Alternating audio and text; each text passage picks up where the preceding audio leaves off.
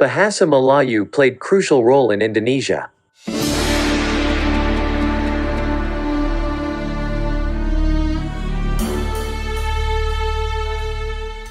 It was October 28, 1928. Night fell on the capital of the Dutch Indies. Lamps were lit along the busy Kramat Street when on the scene in the hall of the building 10B, where the Second Youth Congress was finishing its work. One of its participants came with a violin in his hands. The audience, which had become silent, listened to the lyrics of the then unknown song, Great Indonesia.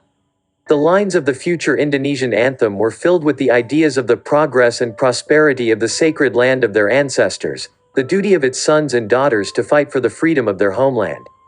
The hall then burst into applause. Those present rose from their seats, forcing the already terminally ill poet and composer, Supratman, to repeat the performance. It seemed like a miracle had happened. Only an hour ago, they, Javanese, Minangkabau, Sundanese, Malays, Bataks, Macassars, Balinese and representatives of other nationalities of the colony, formulated and adopted the Oath of Youth, on the unity of the country, nation and a national language. Now, its spirit was embodied in a song, conceived and created before the resolution was drafted. After all, it was the unity of the motherland and the nation that Supratman sang. True, the third slogan of the Oath of the National Language was not mentioned in the text. But, the hymn itself was written in it.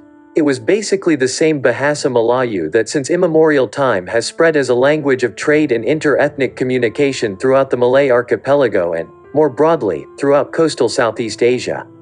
In writing, ancient Malay was first recorded in the Indian Pallava script in 7th-10th century in the epigraphy of the Sumatran Empire of Srivijaya. Starting from the 14th century, Bahasa Melayu, already fixed in Arabic script, was used by Persian and Arabic preachers to introduce the teachings of Prophet Muhammad. Europeans, who penetrated the archipelago in the era of great geographical discoveries and settled here for a long time also used Malay.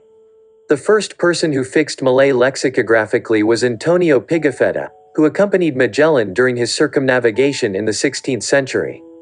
Bahasa Melayu, which was understood in the region, was used by the Dutch East India Company and the colonial administration that succeeded it.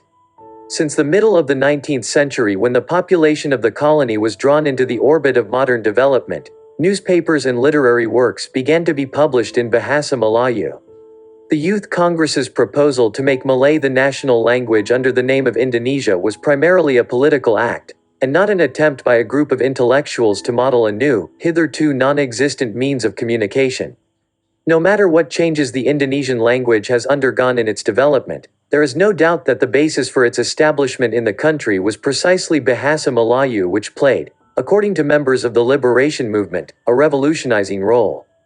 The Indonesians consider Bahasa Melayu their most valuable acquisition, which soon after gaining independence made it possible to exclude the language of the former colonialists from all spheres, including higher education and science.